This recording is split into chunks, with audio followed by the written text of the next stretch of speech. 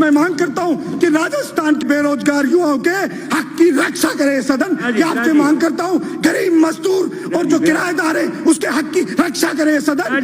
बड़े लोग विदेशों से एक बीमारी लेकर के यहाँ आ गई और जान पर आ पड़ी गरीब और मेहनत कश मिडिल क्लास लोगों के ऊपर। तरह तरह की बात होती है, आदेश जारी होते हैं। डिजास्टर मैनेजमेंट के तहत केंद्र सरकार ने एक आदेश जारी किया। हमारे माननीय प्रधानमंत्री जी ने कहा कि गरीब लोग, जो मजदूर लोग हैं, जो फैक्ट्री में काम करते हैं, उनको लॉकडाउन के वक्त का पूरा वेतन फैक्ट्री के मालिक देंगे।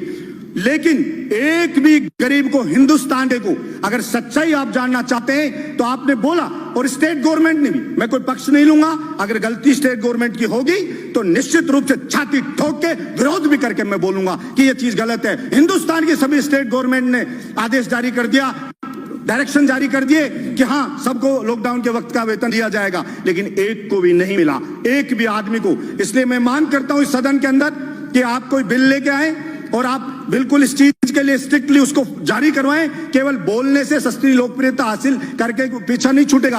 आप उस गरीब को उसका हक दिलाएं, उसको जो उसकी नौकरी छूट गई, निकाला जा रहा है, उसका वेतन नहीं मिल रहा है, उसको दिलाएं। स्कूल लगी नहीं एक दिन भी, मैंने कभी नहीं सुना कि ऐसा हो सकता है एक दिन बच्चा स्कूल में नहीं गया, कोई टीचर ने उसको पढ़ाया नहीं है। गरीब मजदूर है, महंगी महंगी फीस है, उसके घर पे रोज कॉल आ रहे हैं और आप ऑनलाइन क्लास चालू कर दी तो उसको बेइज्जत किया जाता है। उस गरीब मजदूर के बच्चे को, फलाना लड़के आपकी फीस जमा नहीं हुई है, आपके पेरेंट्स को बोलिए फीस जमा कराएं। मैं कहना चाहता हूं इस सदन के अंदर एक भी व्यक्ति ने इस बात पर चर्चा नहीं की अब भाई इस गरीब की स्कूल की फीस कैसे माफ होगी। और सुप्रीम कोर्ट में गए, अभिभावक गए, तो सुप्रीम कोर्ट ने कहा हर स्टेट के अलग अलग चीजें प्रॉब्लम है, अलग अलग स्थिति, आप हाई कोर्ट में जाइए, वहां की गवर्नमेंट से बात करिए। लेकिन मैं कहना चाहता हूं, आपने बोल दिया एक बार, बोलने से नहीं होगा। मेरे बहरोड में बुला के सारे स्कूल मालिकों को कहा कि बलजीत यादव जिंदा है तब तक यहां पे कोई किसी की फीस नहीं ले सकता गरीब मजदूर की। मेरी छाती पे चढ़ के फीस ले सकते हो, उसके लिए मुझे चाहे अरेस्ट कर लेना, चाहे कह देना कानून को नहीं मान रहा है, लेकिन कानून या तो बनाइए और नहीं बनाएंगे तो निश्चित रूप से अन्याय नहीं होने देंगे। हम लड़ेंगे और जनता की डिमांड होती है, वैसे ही कानून बनते हैं, बिगड़ते हैं, बनाए जाते हैं नहीं। इसलिए सरकार में मांग करता हूं कि ये कानून बिल लेके आए और उसको कहे। और अभी कई स्टेट ने किया, यूपी ने स्टेट ने किया, नहीं माना तो यूपी स्टेट ने एक बिल वो लेकर के आई, ऑर्डिनेंस जारी करवाया, self finance independent school act 2020।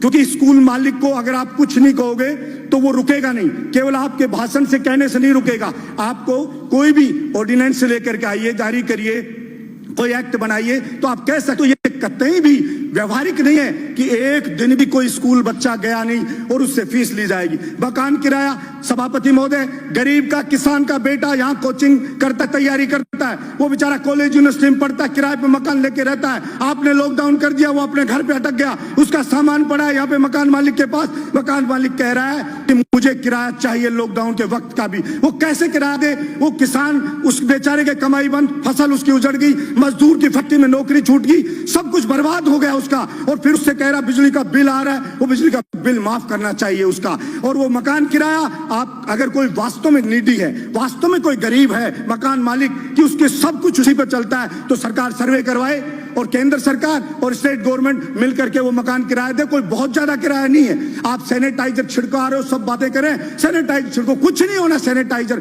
पानी छिड़केंगे खा जाएंगे लोग बाग। इसलिए आप ये चीज करने के बजाय मकान का किराया दें, बिजली का बिल माफ करें और वो जो मजदूर है उसको उसका हक दिलाएं, उसको उसका वेतन मिले, ये चीज सुनिश्चित करें। पड़ोस का स्टेट मध्य प्रदेश अभी कह रहा है केवल मध्य प्रदेश के लोगों को सरकारी नौकरी मिलेगी।